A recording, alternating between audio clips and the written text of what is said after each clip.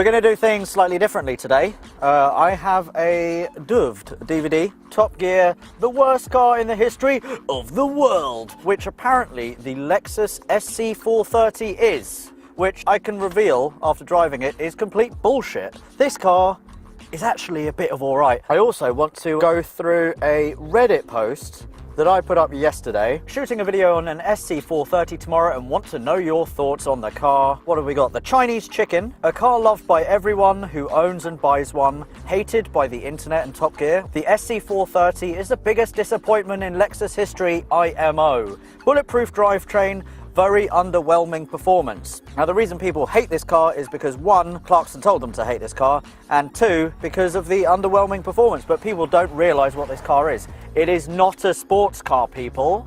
You're not supposed to be going sideways around corners. It is a luxury grand touring car, and that's what it does very well. Now I've got that off my chest, let us move on and let us go for a little drive, shall we? The SC430 was designed to be the jewel of Lexus, and in the words of Mr. Yasushi Nakagawa, the car's chief engineer, the finest all-round luxury convertible. This car was actually Lexus's first ever convertible. We've got a 4.3 V8 underneath. It's not a snarling, oh, I want to tear your face off V8. It is buttery smooth, which is accompanied in this car by a wonderful 6-speed automatic gearbox.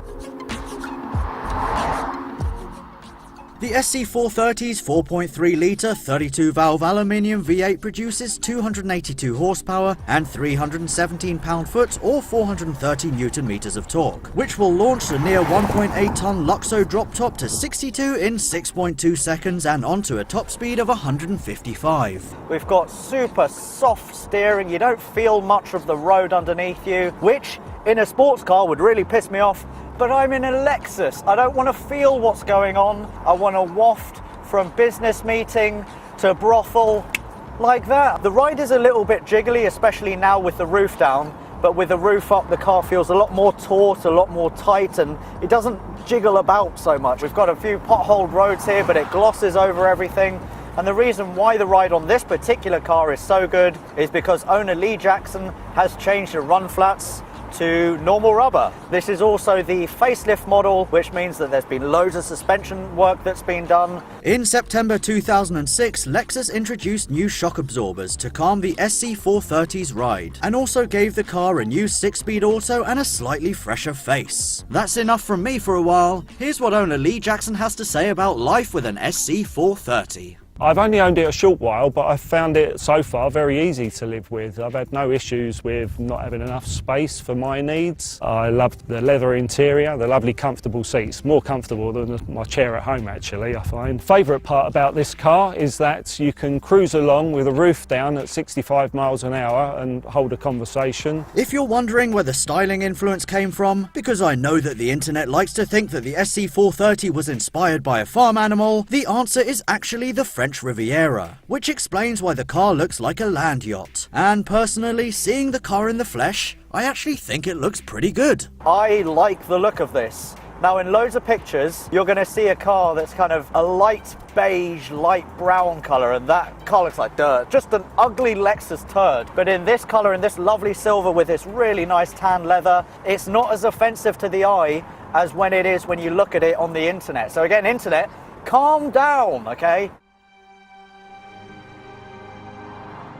In terms of Lexus luxuries, the SC430 gets some really cool stuff, including leather memory seats, a wicked Mark Levinson audio system, a steering wheel that automatically retracts to help get your belly in and out of the seat, as well as a climate control system that adjusts airflow and temperature automatically, differentiating between top-up and top-down driving needs. As for the wood finish, you have a choice of either bird's eye maple or walnut. If you don't want to see all these things on the dashboard, then you literally just press a button and then this walnut wood just comes down beautifully. It's just so over-engineered in here. I also really appreciate that I've got a little button down here that opens up a hatch, and there I can have my pound coins or my pennies, and if a poor person comes up to you, you simply open up the hatch, take out your pound coin and you throw it and then they will run. They will chase the pound coin. At the turn of the century, the SC430 cost £51,000, which was actually a pretty good deal when you know that the similarly spec'd Jaguar XK8 cost £61,000, while a Mercedes SL500 would set you back 70 grand. I paid £11,000 for this car when I bought it. I was also looking at the Mercedes SL500. I was interested in that car, but this car won out for me at the end of the day because I was just worried about reliability issues with the other car. This being a Lexus,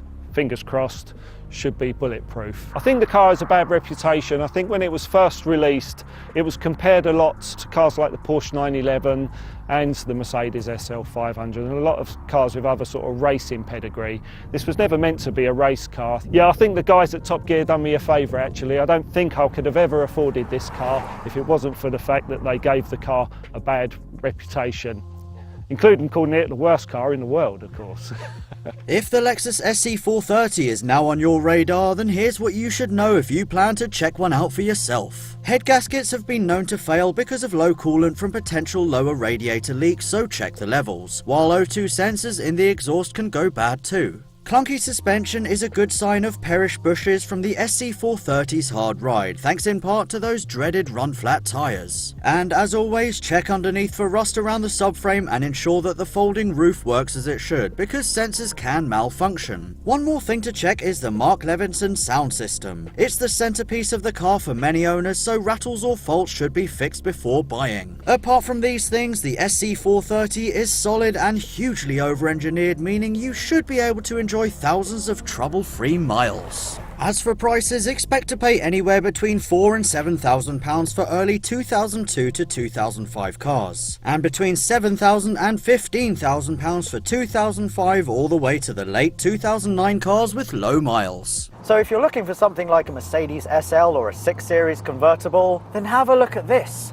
the SC430, because it is luxurious, it is reliable, and I'm also a big fan of how relaxed I feel behind the wheel. Don't think of it as something that you can attack B roads, and don't be disappointed with the fact that it won't set your world on fire and it won't give you the fizz when you put your foot on the accelerator. It's also fairly unique because how many of these things do you see on the road? And for the price, I can't actually think of another car that gives you this amount of luxury, this amount of dependability, and this amount of style. So I guess in summary, to James May and Jeremy Clarkson, who labelled this car the worst car in the world, go f***.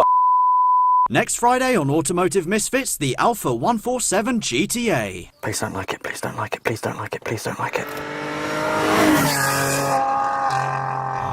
Shit. For more episodes, click here, and to subscribe to Car Throttle, click here. Right, hungry, time for chicken.